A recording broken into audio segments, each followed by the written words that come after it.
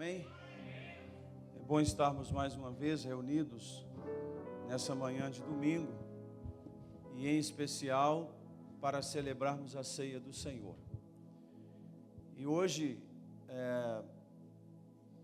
o tema que o Senhor colocou no meu coração é simples. Hoje é dia de ceia. O que é que isso significa? Eu gostaria de partilhar com vocês um pouquinho desse assunto, por ser de extrema importância, muito relevante para a vida de um cristão, ter consciência da responsabilidade do que viemos fazer aqui. Eu já falei, pastor Masi também sempre menciona isso. O culto, ele tem que ser racional. A Bíblia fala disso, que o culto deve ser racional. O que é um culto racional? É onde você não perde a consciência do que você está fazendo. Eu tenho entendimento, razão daquilo que eu vim fazer. E nós sabemos que um culto, ele tem uma liturgia, seguindo orientação bíblica, seguindo também algumas tradições de igrejas, diversas denominações, algumas têm liturgias diferentes das outras. Escute isso, por favor. No entanto, existem pontos que não pode divergir num culto religioso. Assim como nas igrejas de outras religiões católicas, outras seitas, e cada um tem a sua, digamos, o seu rito, a igreja, seguindo a palavra de Deus e a orientação bíblica, ela tem um rito também. E existem coisas que não podem faltar, como, por exemplo, a oração. Todo culto se começa ou termina com oração, ou mesmo que haja no meio, tem que haver. A oferta, que é uma forma de agradecermos a Deus por aquilo que Ele tem nos abençoado. A pregação da palavra, os louvores. Então isso é um rito que faz parte de um meio, um método de se realizar um culto. E quando nós chegamos no domingo para falar da ceia do Senhor, nós sabemos que hoje é um dia que foi agendado pela igreja. E que uma vez por mês, no nosso caso, é o primeiro domingo do mês. Poderia ser o último, poderia ser o segundo. A nossa igreja decidiu, pela liderança, que seria o primeiro domingo de cada mês, o dia de celebrarmos a ceia do Senhor. Eu creio que muitos de vocês sabem bem o que isso significa. Outros não fazem a menor ideia. E os que sabem, não custa nada a gente relembrar. E os que não sabem, é muito importante que você aprenda o significado da celebração da ceia do Senhor. Então eu gostaria que vocês entendessem nessa manhã, por favor, a primeira coisa e de extrema importância é que celebrar a ceia do Senhor é um memorial. Pastor Edson começou o culto falando sobre isso. E um memorial nada mais é do que trazer a memória, ou fazer menção, ou fazer ser lembrado algo. Os irmãos estão aqui? Então a celebração desse culto, o culto da ceia, é um memorial. Diga comigo, memorial.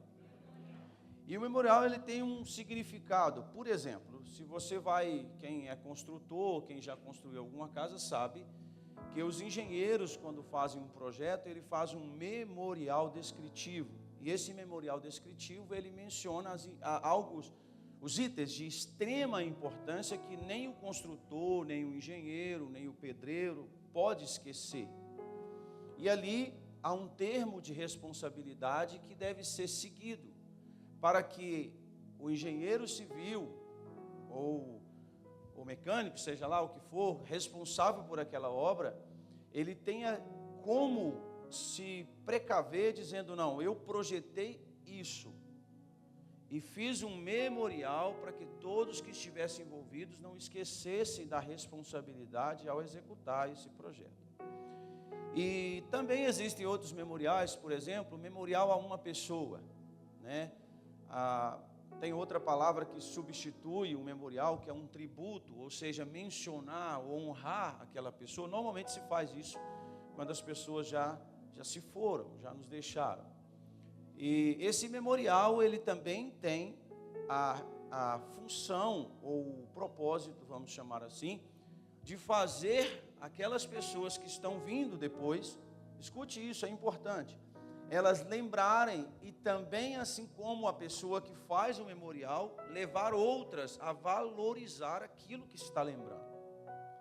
Quando se fala, alguém já ouviu falar do Ayrton Senna? Vocês estão aqui? Quando se fala de Ayrton Senna, é sinônimo de campeão, de uma pessoa que vence, né, assim. Então, se faz um memorial, agora mesmo no Brasil estão construindo o edifício Ayrton Senna, é o maior edifício residencial do mundo, que vai ser em Santa Catarina. E ele chama residencial, acho que é isso mesmo, Ayrton Senna. Então, eles colocaram esse nome, dizendo que é o primeiro, porque tudo que se fala em primeiro lugar, se menciona o Senna como um vencedor. Então, eles estão fazendo um edifício em memória, para mencionar os valores, aquilo que ele fazia. Resumindo, é só para você entender o que é o propósito de um memorial. Então, a palavra de Deus também menciona a respeito do dia da celebração da ceia, vamos chamar assim, que é um memorial que a palavra de Deus menciona e nos responsabiliza a fazer cada vez, no caso da nossa igreja, é uma vez por mês, né? E outras igrejas fazem, eu já vi casos de igrejas dizer que fazem, por exemplo, todos os domingos. Recentemente mesmo, na comemoração da Páscoa, uma igreja estava fazendo todos os domingos uma celebração para que pudesse lembrar ou anunciar, digamos assim, a ceia do Senhor até que Ele venha. Deixa eu só pedir uma ajuda para o Mateus, que meu sistema travou aqui. Abre para mim no arquivo. Estava lá em downloads, você vai ver a primeira que está lá.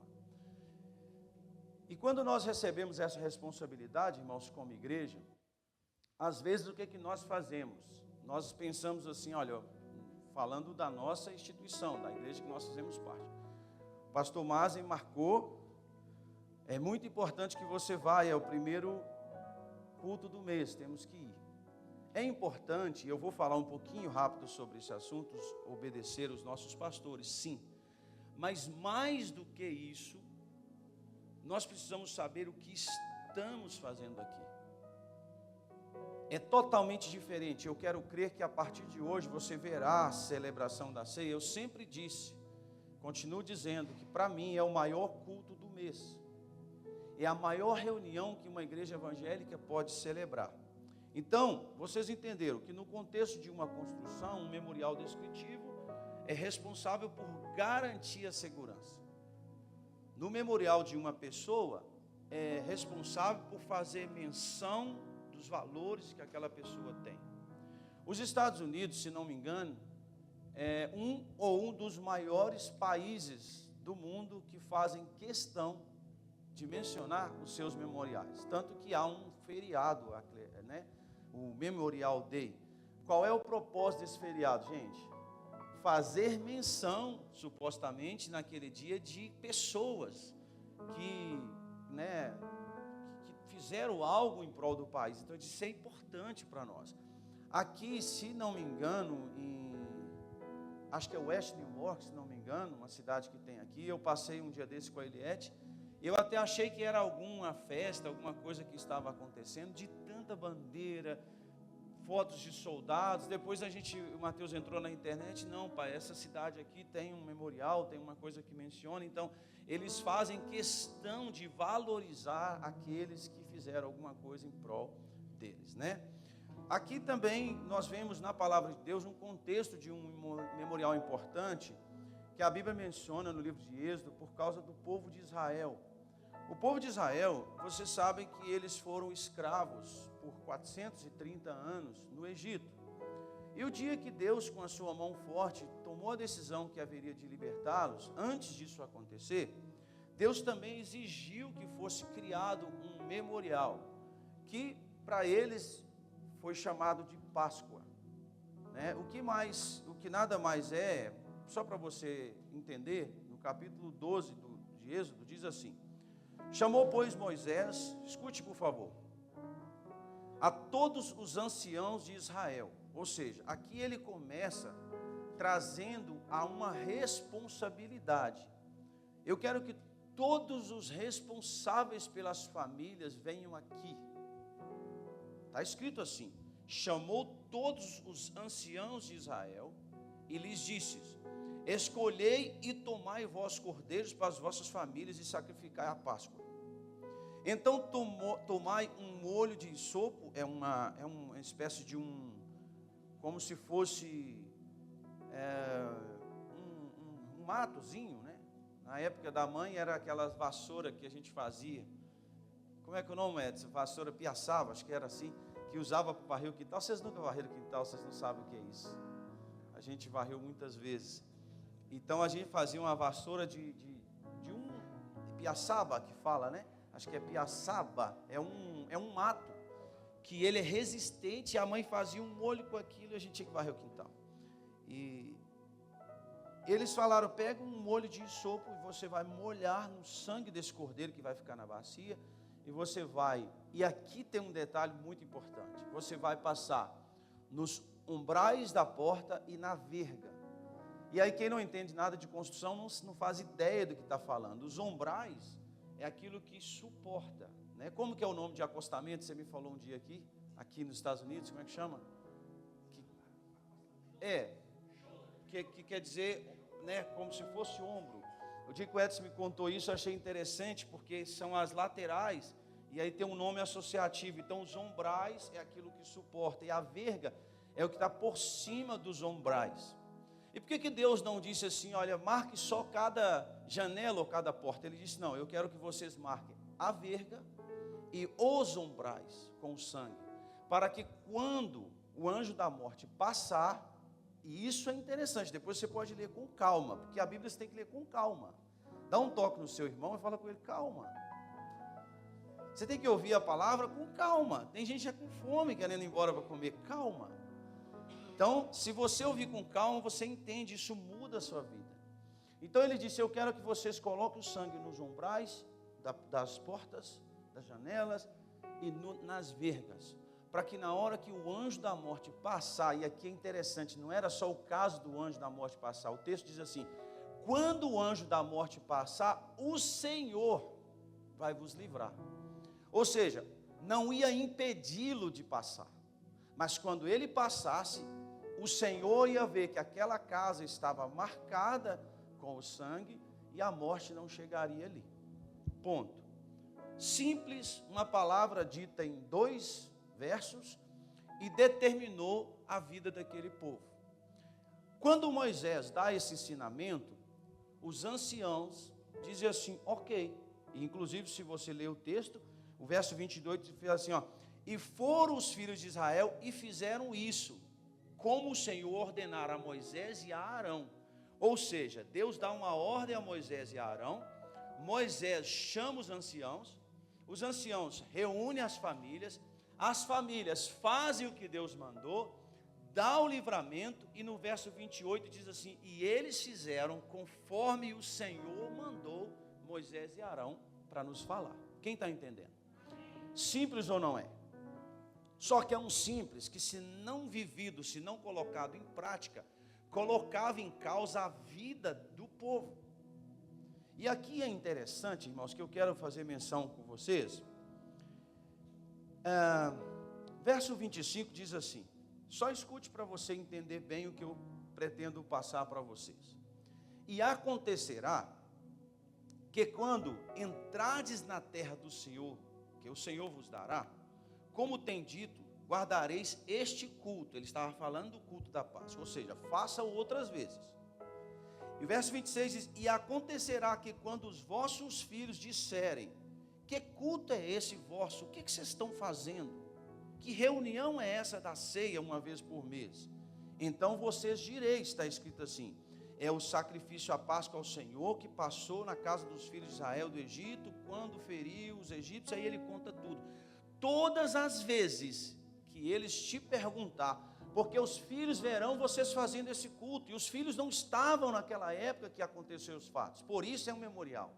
Então, quando eles virem vocês fazendo, vocês respondem para eles: Aproveitem a oportunidade e os ensina o que vocês estão fazendo. E digam a eles: nós fazemos essa reunião, fazemos esse culto, essa Páscoa. E aí eles contam tudo. Quando estávamos no Egito, éramos escravos, né? E conta toda a história. E o Senhor mandou que marcasse os umbrais e os vergas das portas com o sangue do cordeiro, e fizemos aquilo. E o anjo do Senhor veio e nos livrou do anjo da morte. Acredito que os filhos dirão assim: nossa, como Deus foi com vocês. Que legal esse culto, vamos fazer menção. E isso se tornou perpétuo, ou seja, um memorial que deveria ser repetido continuamente, todos os anos, pelo povo de Israel. Ok, isso é a Páscoa dos judeus. E aí, o povo de Israel não esquece. Eles receberam a responsabilidade, eles passam para os seus filhos. Em se tratando da ceia do Senhor, que é o nosso caso, esse culto também deve ser realizado como um memorial, com responsabilidade, com conhecimento. Assim, é engraçado que a parte B do verso 28 do capítulo 12 de Êxodo diz assim, que depois de ouvir aquela instrução, sabe o que o povo fez? A Bíblia diz que o povo inclinou diante do Senhor e o adorou. O povo inclina e disse: glória ao Senhor, seja bendito o seu nome, nós te adoramos, o Senhor é o Deus de braço forte.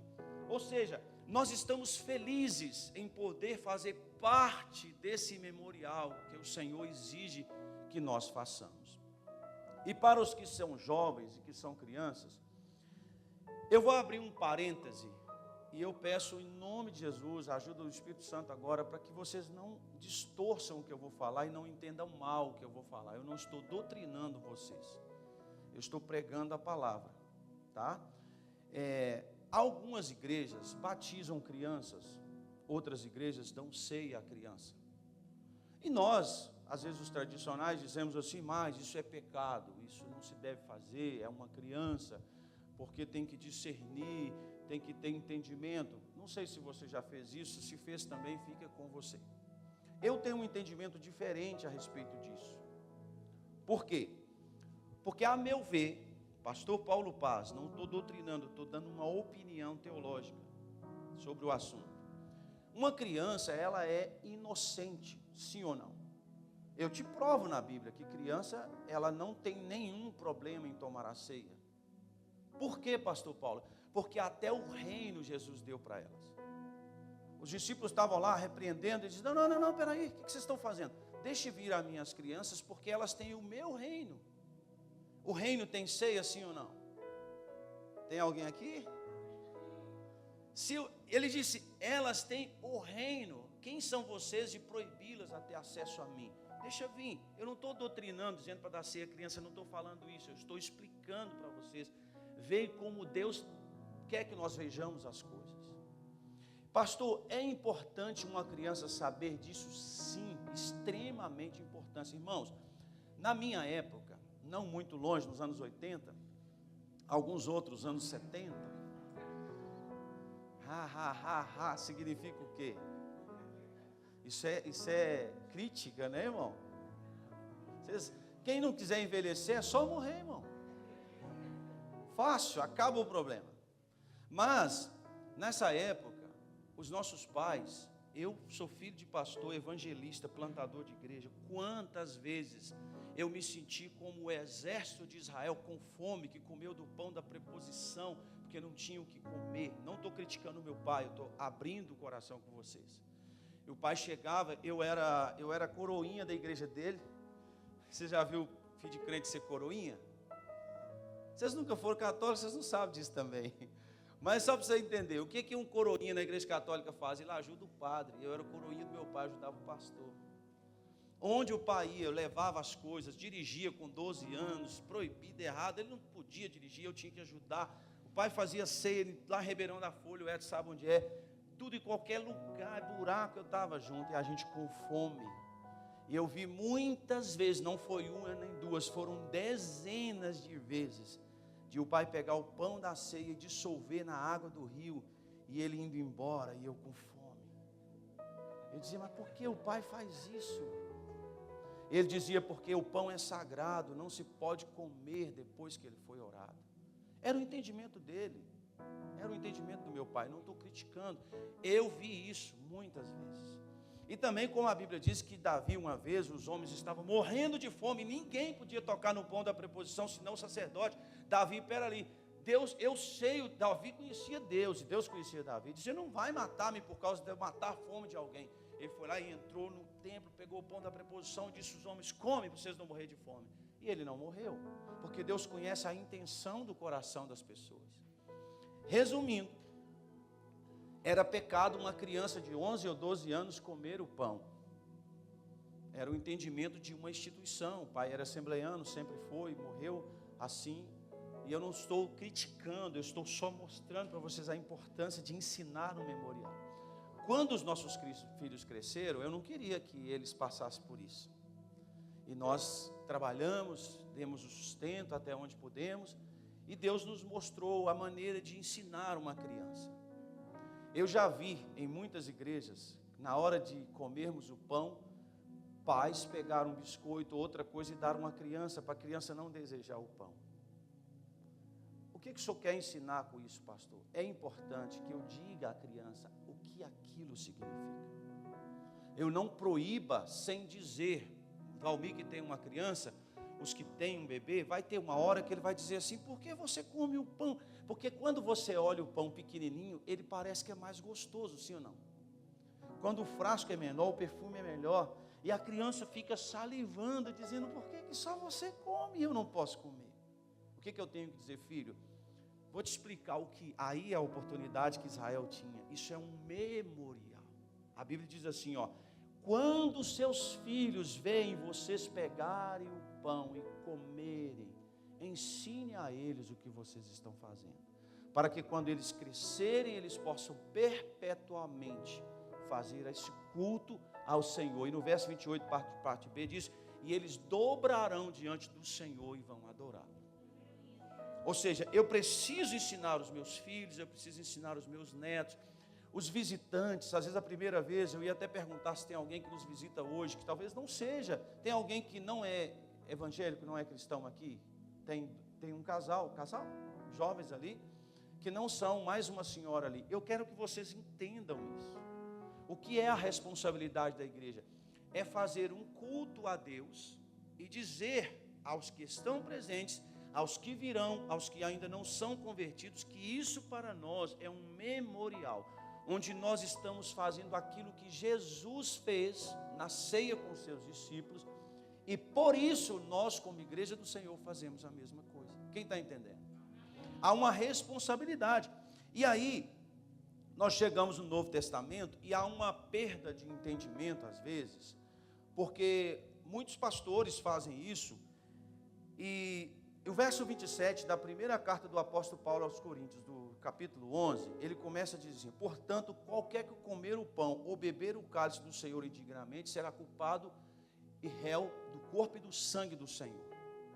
Examine-se, pois, o homem a si mesmo, a se coma desse pão e beba desse cálice, porque o que come e bebe indignamente, aí ele torna a mencionar, ele come e bebe juízo para si, ou seja, ele se condena se ele comer indignamente. E por que eu estou trazendo esse conhecimento a vocês? O indigno não é aquele que não converteu ou que é uma criança. Indigno é aquele que sabe o significado. Isso aqui é sério. Vocês nunca poderão mais dizer que não sabiam, porque hoje o Espírito Santo está dando a oportunidade de vos ensinar o que significa isso. Então, a partir de agora, é inteira, não culpe o pastor Márcio, o pastor Edson, o pastor Paulo, o pastor Ivan, é sua responsabilidade a partir de agora, porque o indigno, ele conhece. Eu vou dar um exemplo, só para vocês entenderem uma coisa aqui, tá? Não estou chamando a atenção de ninguém. Ontem eu estava voltando da casa do pastor Márcio, uma luz igual aquela que está ligada ali fora, ligou atrás do meu carro, da polícia. Aí, eu falei com o Eliette assim, esse policial vai mandar a gente parar. Eu estava no limite da velocidade, se não me engano, era 60 ou 65, eu estava com o cruise control, estava no limite de velocidade, na faixa correta. Aí ele piscou uma vez, eu mudei de faixa, ele mudou também, mudei outra vez, fui para o acostamento, ele foi também. Eu disse, é para mim mesmo. Aí falei com o Eliette, com o Lucas, estava comigo, olha, vamos tranquilo, ele vai perguntar, a gente, a meu ver, não cometemos nenhuma infração, então tudo certo?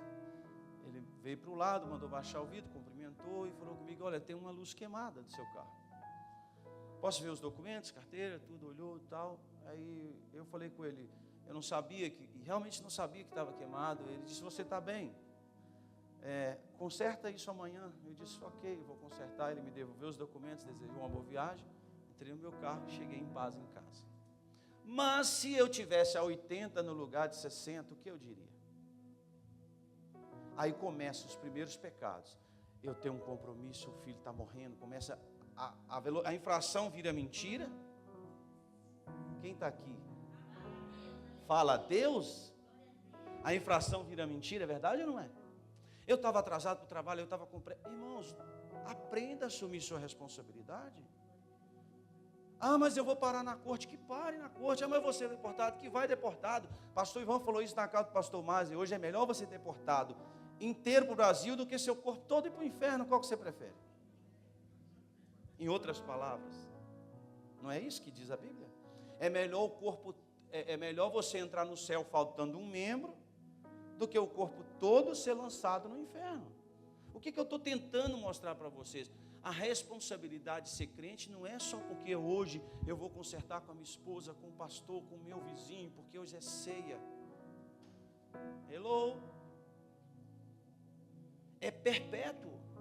É responsabilidade ser crente, ser um cristão, ser um temente ao Senhor e saber o que estamos fazendo aqui. Nós estamos aqui para celebrar a ceia do Senhor. E a Bíblia diz ainda mais, e anunciar a morte do Senhor até que Ele venha. Quando Ele virá? Quem sabe? Nós não sabemos. Então, quando temos que fazer isso? Sempre, perpétuo. É nossa responsabilidade. Então, retomando o raciocínio, quando eu digo isso a uma criança, olha, você deve dirigir, em Portugal fala conduzir, dessa maneira, para evitar acidente, evitar que você morra, que você mate outras pessoas. É uma série de responsabilidades. Então, uma vez o pastor Jorge Linhares, se não me engano, ele estava indo para o aeroporto de Confins, quem conhece Belo Horizonte sabe, e ele viu uma fila de carros parados. A gente às vezes faz isso. E ele disse, nossa, por que não tem ninguém na esquerda? Aí ele entrou e vou passar todo mundo, e passou. Pá. Chegou lá na frente, tinha uma viatura parada. Por isso que ninguém estava passando. Aí o guarda chegou para ele, elegante, bom dia, pastor Jorge. O rapaz era crente também, conhecia ele, Edson. Como o senhor está? Está com pressa, né? Rapaz. Não, dessa vez vou deixar o senhor passar. Ele disse, não, você não vai me deixar passar, eu preciso de uma multa, por favor. Eu preciso ser multado. Eu fui irresponsável, eu agi errado. Se eu não for multado, a gente só aprende assim, não é verdade? Eu preciso de uma multa para que eu nunca mais faça isso. Põe a maior multa que tiver. O que eu estou tentando dizer para vocês? Nós vamos precisar deixar chegar a isso. Nós vamos precisar deixar os cultos. Nós temos que começar a clamar, por favor, igual Deus fazia com Israel, irmãos. Deus chegava a ficar 170, 200 anos sem falar uma palavra com Israel. Eu te pergunto, você vai esperar Deus ficar sem falar conosco perpetuamente, para que depois nós dobremos os joelhos e rasgamos as nossas vestes e clamamos, tem misericórdia? Nós vamos esperar isso acontecer nos nossos cultos? Nós vamos esperar o Espírito Santo virar as costas para que nós façamos algo para atraí-lo de volta a esse lugar? De quem é a responsabilidade de manter a presença dele aqui? É do pastor Paulo? É do pastor Masi? É do pastor Edson? Não, pastor Edson? Não, irmãos. Nós somos uma igreja. Uma igreja é um corpo. E um corpo tem membros. E os membros é que mantêm o corpo vivo. Cada um de nós temos a responsabilidade de fazer um culto ao Senhor. Nós somos ensinados pelos sacerdotes, pelo responsável da reunião, aquilo que devemos fazer. Por que não fazemos? Eu disse uma vez em uma igreja que o meu sonho era nunca mais eu precisar falar de oferta e de dízimo num púlpito de uma igreja. Pastor, mas se não falar, o povo não contribui. Ok, eu não deveria ter que falar. Quem está me entendendo? porque é minha responsabilidade. Um filho chega para um pai ou para uma mãe e abre a boca. Quem já viu o Animal Planet? Eu acho aquilo maravilhoso. Quando as aves chegam trazendo alimento para os filhotinhos que acabaram de eclodir, eles não querem nem saber quem está chegando. A hora que ele escuta um barulho de alguém chegando no ninho, ele abre uma boca desse tamanho e diz: está chegando comida. Ele não sabe nem o que ele está comendo. Às vezes a mãe tira do próprio estômago e coloca dentro da boca dele. Vocês já viram isso? Ele não quer saber, ele só diz assim: isso é bom para a minha saúde, eu vou aceitar, e eu tenho que fazer assim, porque é assim que Deus me fez. O que eu estou tentando ensinar você? Não depende de quem está à sua direita ou à sua esquerda. Você tem que fazer um culto que atraia Deus para este lugar. É seu papel, é sua responsabilidade. É você que tem que saber o significado do pão e do vinho que será servido como um memorial à ceia do Senhor nessa manhã. Muitas vezes a minha mãe disse para mim assim: Paulo, eu estou... Agora uma coisa, não é heresia, é um entendimento. Por favor, compreenda o que eu vou falar. Depois de muito tempo que eu fui ler o assunto e que eu entendi o que a mãe falava, ela dizia assim: hoje eu estou com muita dor aqui. Eu não gostaria, melhor dizendo, eu não tenho força para ir no culto, mas eu vou porque hoje é ceia. Mas por que, mãe? Porque hoje é ceia? Porque quando eu comer aquele pão eu vou ser curada, ela dizia. É o pão que vai curá-la? Sim ou não? Mas ela sabia a importância de anunciar a morte do Senhor até que Ele venha. Aí eu olho para o texto, pastor Masi. Isso aqui dá como eu falei com o Edson, dá um estalo no nosso entendimento. Jesus pegou o pão. Vou pegar isso aqui para vocês entenderem. Ele partiu, ele deu graças primeiro, ele disse: te dou graças, Pai. E ele partiu e ele disse aos discípulos, e deu aos discípulos, disse, isto, ele não disse, isso parece, ele disse, isto é o meu corpo que eu estou entregando para vocês, é partido para vocês. E o que os discípulos comeram foi o quê? Hello? Não é possível, vou ter que falar de novo. O que eles comeram, Edson? Não. Alguém falou, alguém entendeu o que eu estou falando? Ele falou, ele partiu o pão e deu o pão? Ele partiu o pão e deu o quê? É o que está escrito, irmãos, não sou eu que estou falando. Ele pegou o pão e deu graças, e partiu e disse, este é pão. Não, ele não disse isso. Isto é o meu corpo. Hello? Eu não estou entregando pão, isso é o meu corpo. Foi isso que a minha mãe entendeu.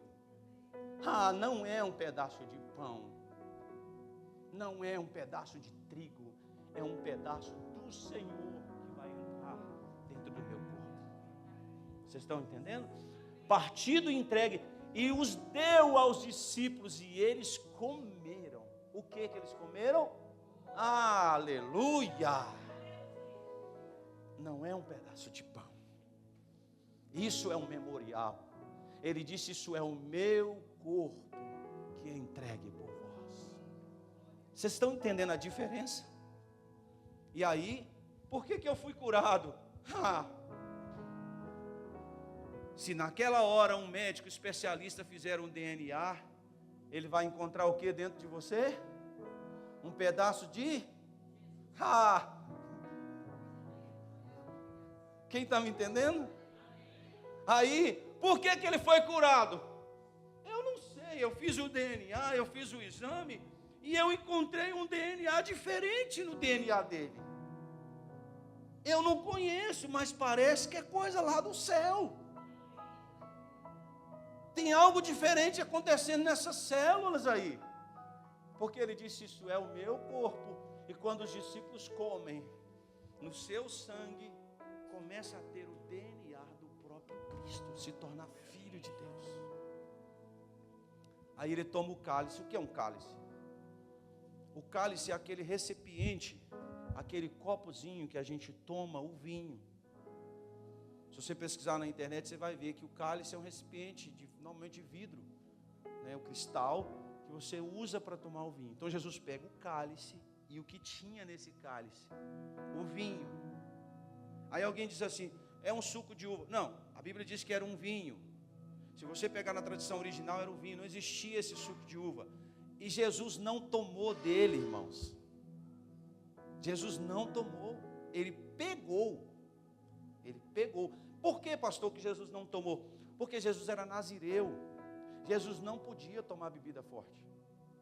Ele fez um voto, está escrito também, que ele diz assim, olha, eu não beberei do fruto da vide. O que é o fruto da vide? A uva esmagada, que vira um suco, que fermenta, que vira um vinho. Quem está entendendo? Ele diz, eu não beberei até que eu beba aquele dia com vocês lá no reino do meu Pai. Eu queria, pelo amor de Deus, que você entendesse essa parte. Tânia, sabe o que Jesus fala? Naquele dia, ele está dizendo assim, ó, todas as vezes que você pega esse cálice, que você anuncia a minha morte até que eu venha, eu posso ver ele salivar, irmãos, ele dizendo, eu não posso tomar a ceia, enquanto você não vier para perto de mim. É o que está escrito. Eu não beberei do fruto da vide até que eu beba convosco no reino do meu Pai. Ele fez um voto, mas ele disse, olha Paulo, enquanto isso não acontece, lá na sua igreja é uma vez por mês, lá na outra igreja é de 2 em 2 meses, lá na outra igreja é uma vez por ano, não tem problema, mas anuncie a minha morte até que eu venha. Faça isso. Mas faça consciente, com responsabilidade, um memorial, é o que aí vem o apóstolo Paulo, na primeira carta do apóstolo Paulo, escrevendo aos Coríntios, ele diz, eu recebi do Senhor essa revelação, e também vos entreguei que naquela noite que o Senhor Jesus foi traído, ele tomou o pão, e aí ele descreve, e havendo dado graças, ele partiu e disse, este é o meu corpo que é entregue por vós. Fazer isso, ele menciona com ênfase, em memória de mim. Depois de haver ceado, algumas versões diz semelhantemente, depois de haver ceado, ele tomou o cálice, dizendo, esse cálice é o novo testamento do meu sangue. Fazei, ele diz outra vez, e bebei dele todos em memória de mim. Faça em memória do Senhor. Eu até acho muito valioso, quando alguém já participou de alguma cerimônia de inauguração, de algo muito importante? Quem já participou? Alguém já? E normalmente, um navio, por exemplo, eu nunca participei. O pastor Márcio talvez já viu. Que eles, quando vão inaugurar o navio, eles quebram uma champanhe, né? Pá! Aí ele zarpa, que fala, ele zarpa e pega o mar para nunca mais voltar. Navio foi feito para o mar, ele tem que viver ali até morrer. Então ali despedem dele e diz, olha, vá, que dê tudo certo.